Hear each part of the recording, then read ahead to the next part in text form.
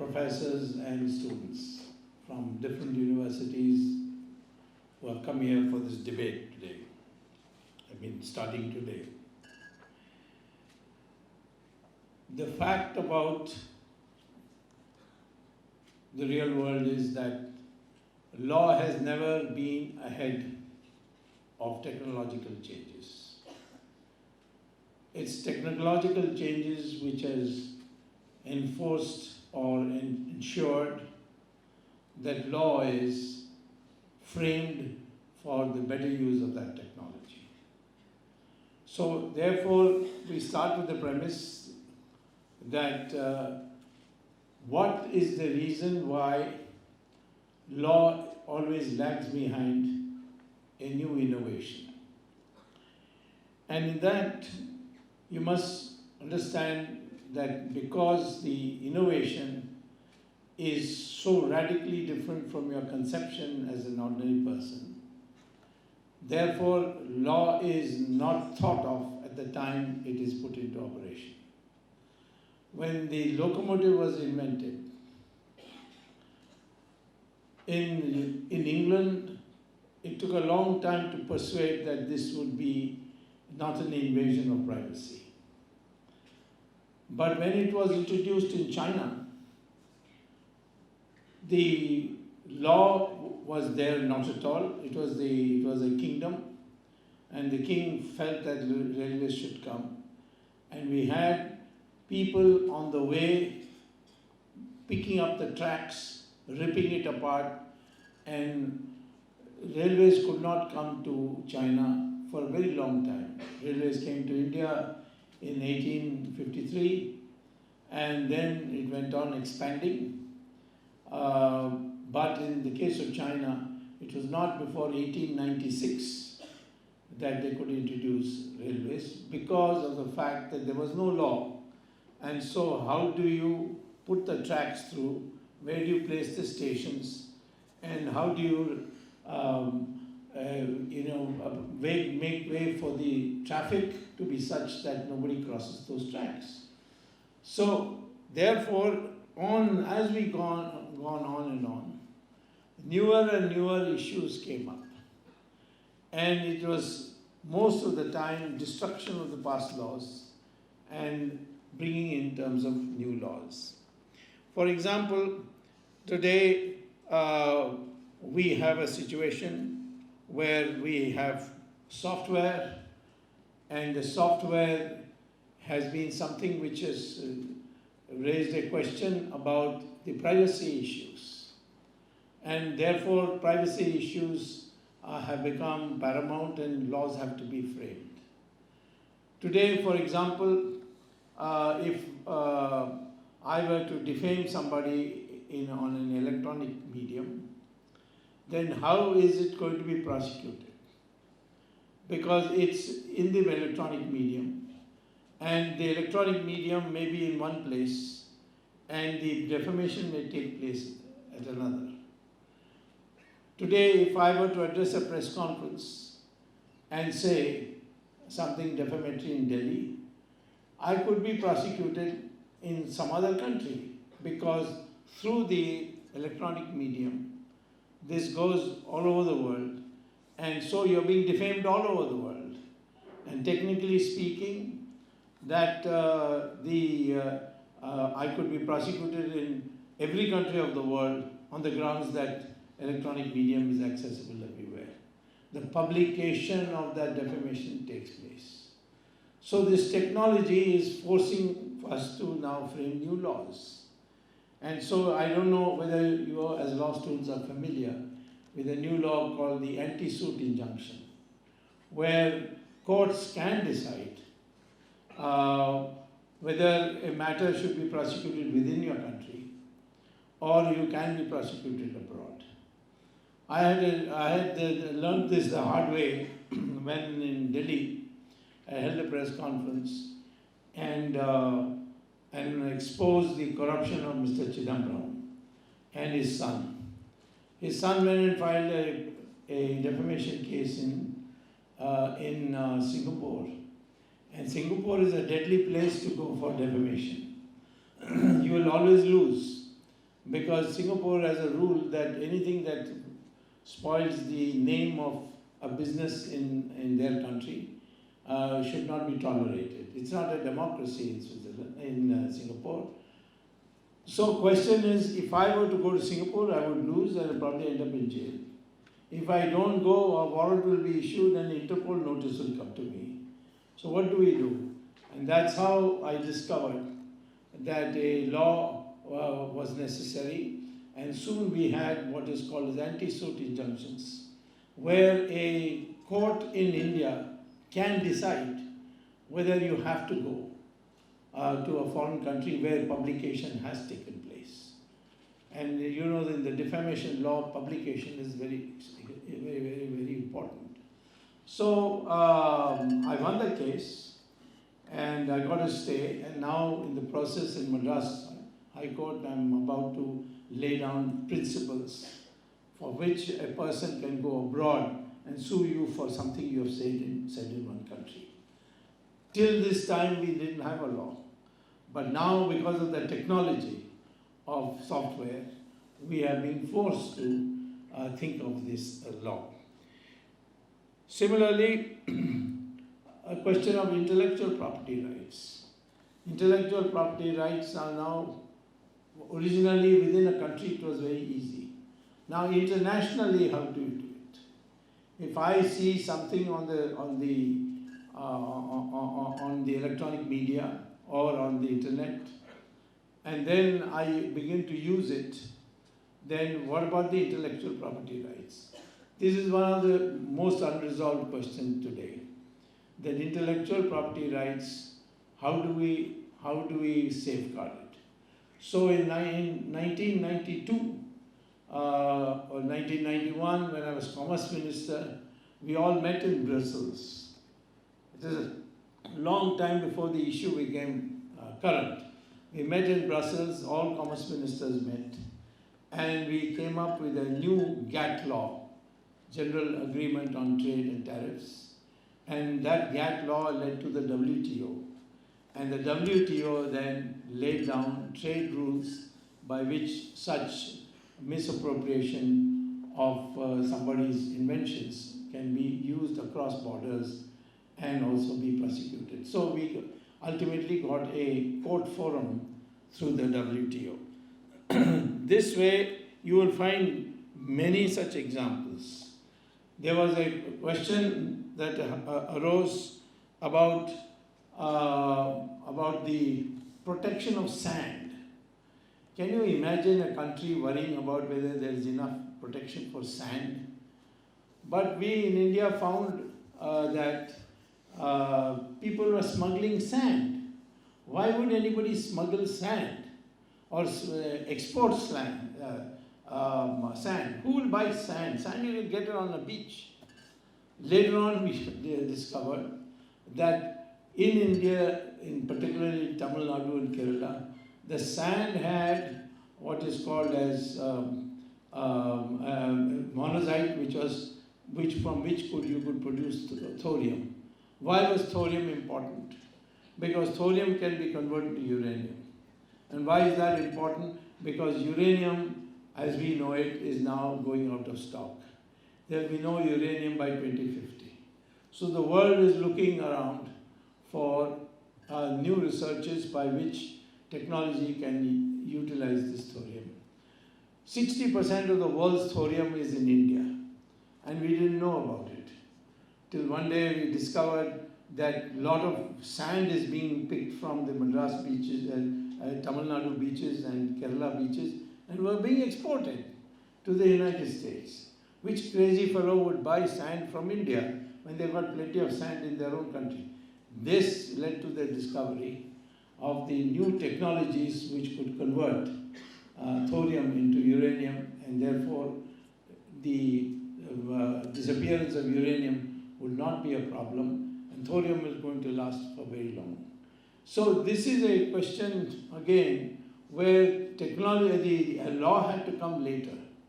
After we found that the technology had developed to a point where something like a sand could be utilized for developing nuclear energy. The same way we have technological innovations which are mind-boggling. Today we have cryptocurrency. Now, what is the law on that? Can you have a law on cryptocurrency? Originally, when we were all cavemen, most of Europe was cavemen, people living in caves for a long time, but India became a civilized country thousands and thousands of years ago. And even our recorded history will take us back to at least 10,000 BC. But nevertheless, the point I'm trying to make is that when you were doing trade, what was the original trade? Barter trade. So I have something you want to buy, and you have something I want to buy. So there is then what? A bilateral synchronization of what you want to buy and what you want to sell, and what I want to buy and what I want to sell. So that thing is available. So that was the bilateral. So you don't have to worry, because in the bilateral you have to worry whether the person who wants to sell is something you want to buy. You may want to sell something which he wants to buy, but there is no way if that person doesn't want to sell what you want to buy. So therefore, the currency, a common medium of exchange had to be invented, and a law had to be made for that. So gold came in as a way by which you don't have to have a bilateral sync in the trade. So therefore, gold became a gold standard, and that was the law that was then invented because of facilitating trade. And that was through the recognition that gold could be easily sold and its value would not change. You won't have to worry about the fact that the value in the transactions, because the gold had a fixed value by which everything could be measured. Then you went on to what is now called paper currency. Paper currency is something which was made it much more easy, because gold you had to carry, it was heavy stuff, and if you want to buy a lot, you'll have to probably take a big trunk. When currencies came, it became much easier, and currencies have lasted till now. Now we have got a situation where currency will become out of date because of what is called as cryptocurrency. Cryptocurrency is just bilateral transactions on the internet, and the government doesn't know what is going on. Now you tell me what kind of law we can have. We still haven't got a law. So maybe you can all, young people, apply your brains and find out what kind of law can we have. Who can stop two people through the internet communicating with each other and making bargains? And cryptocurrency is already enforced, and I'm telling you, India cannot say we'll ban cryptocurrency as some people have been advocating. We can't prevent people from taking the law into their own hands, so to speak, and have bilateral trade in cryptocurrency. So cryptocurrency is a place where today there is a major challenge to detect fraudulent transactions, to detect cheating, to detect fraud. It's very difficult, because who's going to be able to enforce the law? There is no law, and who's that party? There's no third party in cryptocurrency, especially with blockchains. So therefore, today this is an example. Similarly, on artificial intelligence. Artificial intelligence will soon have a situation where the computers, the robots will become a law unto themselves. When the matter was being introduced, the reference was made to driverless cars. That's going to be another big issue about what kind of laws will be there on regulating such cars from operating. And people are, as it is pointed out, are apprehensive. So, therefore, here is another example. Now, these technological changes are very important. Why? Because it has been seen in history that economic growth is not mainly due to more capital and more labor being utilized in the production system. Because the more capital you use, the more labor you use, sooner or later there's a new law, there's an old law, now in the old law, there was a law which said law of diminishing returns. That as you put in more and more capital, the returns from, or in terms of production, from that more and more capital becomes smaller and smaller as is. So the curve is a curve which goes like that. And the same thing with labor. But if you have an innovation, you don't go along the curve. You jump up the curve, one curve to another. And for the same capital and the same labor, you get a much higher output. And that is the improvement of productivity. And so, therefore, the production system completely changed. And there, innovation became important. Innovation meant that you had to have research and development. Research and development means you had to have protection of your intellectual property rights. So the intellectual property rights came forward. Now we have again a situation where we have banned under law pornography. But can you ban it in internet? It is very tough. We have a law for hate speech. But what if it comes in the internet? How do you ensure it? Today there is a war going on how to control Twitter, which is the simplest part of communication. So, therefore, it is of course a fact that law will always come after a destruction takes place of the existing methods of thinking and so on. So we have a situation today where we have to start thinking about, before using an innovation, what law should be there to regulate it. Law is after all for regulation. When two parties opposed to each other come, they have a basis for which they make their plea, that there is a law on which this is argued. And without that law, there will be chaos. And that is why this subject is become extremely important. I would say that another aspect which is very worrisome without an existing law is ethics. Many of the things become unethical. Then indeed we need a law to see its use is banned, and for that you need a law. And how can you ban something which you can't do anything about? I gave you the example of pornography. There is no way you could do it. So what is it that we need to do today? That is the issue we have to have. Laws are made, ethics are made right from the time of Ramayana. You have examples of how the divine persons were able to formulate. For instance, when in Ramayana, Rama decided to hide behind a tree and kill Bali. So then Bali had, while dying, asked Rama that where is your Maryada Purushottam, your law, your love for law and so on, and you hid behind a tree and killed me. I would have been preferred to have, I'm dying, but I will die knowing that you are a person who didn't live according to your own norms.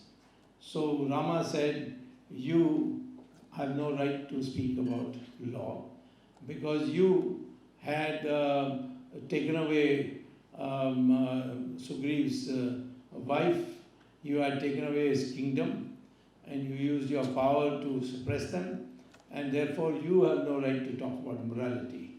Now, that was the simplest form of presentation of a change in ethics. original ethic is that you fight in front of each other. But Rama did something which he had to do because Bali was extremely well equipped in and adept at warfare.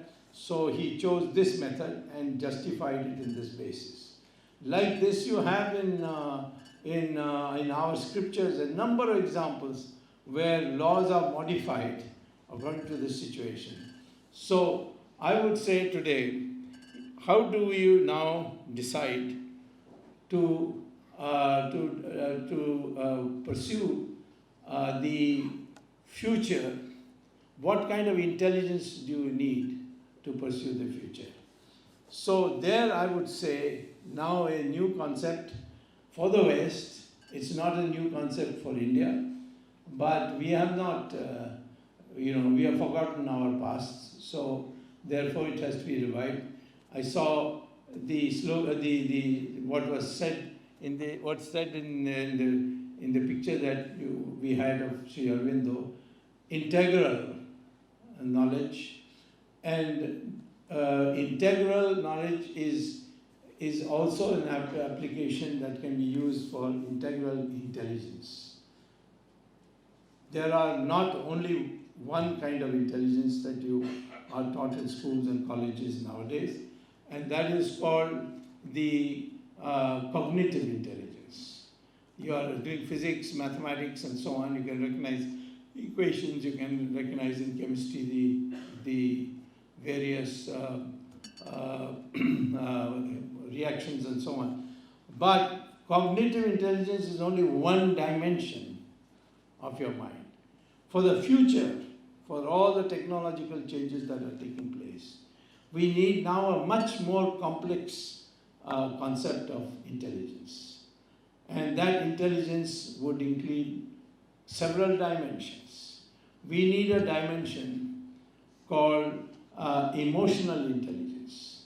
Emotional intelligence is the ability to put across your ideas in such a way that the other side finds it acceptable. And not in combative terms, but in terms of conciliatory terms.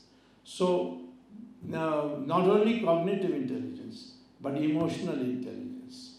Then social intelligence. Social intelligence is not to pursue and use your intelligence in such a way that you may make progress, but the society loses. Supposing I set up a factory, and that factory pumps smoke into the atmosphere, and this leads to a situation where the people of the society become sick. Then what is that called? That means there is not only your profit is at stake, but the society's loss is also at stake. So therefore economists have developed something called social costing and social benefit, and a new kind of calculus, so that social intelligence is how to pursue your goals in such a way that the society is not harmed. Society benefit, all the better, but society is not harmed. So this is another type of intelligence. The next intelligence is moral intelligence, that you do not pursue matters which will harm your rival, your opponent. You have moral intelligence to see that you pursue your goals without causing the setback for anybody else. That is another area which is now being developed as moral intelligence. Then now a new concept which is for the West, but for us it's not new. The Rishi Munis of our country knew it. That is called spiritual intelligence. And what is spiritual intelligence? That all the knowledge about the future and the present and the past is in the cosmos, which we in Sanskrit call as Brahmand. And that if your brain is sufficiently developed through its neural Wi-Fi to connect to that knowledge, then you will get a download from that, and you will be able to prove and do things which nobody else can even think today of doing. This development of spiritual intelligence is what the Rishi Munis used to do. And all their penance and their discipline was aimed only at this, that you are able to develop your neural Wi-Fi, as it's called in America, to connect with the cosmos. And according to us, the cosmos has all the knowledge there. It's not in material form, but it's there in terms of waves, and you are able to get that. So future knowledge, if you can predict what is going to come, and then you are in a situation where you can prepare the law yourself. There is, of course, other forms of intelligence also which has been now recognized, and that is environmental intelligence. What impact your actions will have on the environment. That's extremely important. You've got to make laws to see that technological change does not affect the environment. And this is another form of intelligence. So now we have, in order to be able to, because technology is moving so fast and discoveries are coming so fast, communication is becoming so enormously easy. People's lifestyles are changing. People where used to go in the evening for a walk are not going anymore because they are sitting with them before the internet. Whole social system, social discourse is changing. So technology is making this huge effect. And at that stage, what we need most of all, I think, is a situation where you develop your intelligence, not in one dimension, using your cognitive information and then utilizing that for material gains. In fact, if one were to follow Sri Aurobindo, one would say that life is a harmonization of spiritual advancement and material prosperity. Technology gives you material prosperity, and spirituality tells you how it should be organized. So law is essentially a part of spirituality, and everything has to be orderly, and spirituality teaches you that.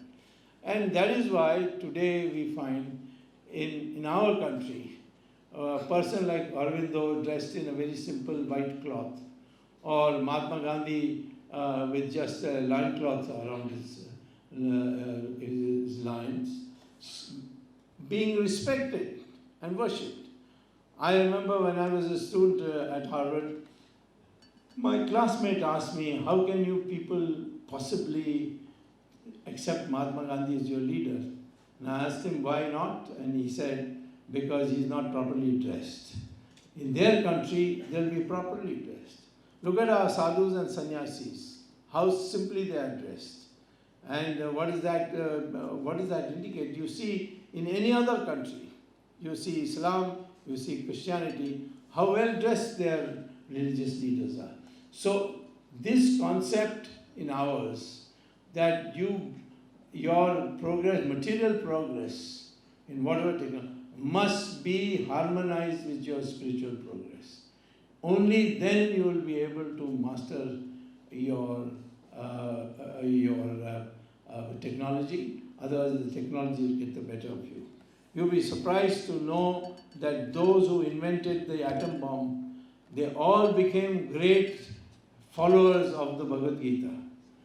In fact, Oppenheimer used to quote the Bhagavad Gita.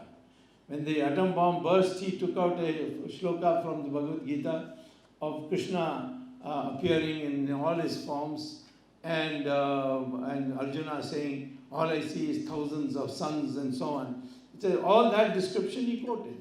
So I'm saying that this country's standard is this country's basic culture of discovery of new methods of doing things was based on the principle that it makes a material prosperity, but it is harmonized with your spiritual conduct. And that's why we divided the society also. Those who would pursue only material prosperity, either through wealth or through agriculture, or those who would sit and meditate in the simplest form of living but will pursue knowledge. So it's a very difficult subject that you have given me, and it's something that needs a great deal of study. But if one were to say, take one example of law which is to be made to meet a technology which is definitely going to take over the world, and that would be the cryptocurrency concept, which is just precisely what this debate that you're going to face is all about.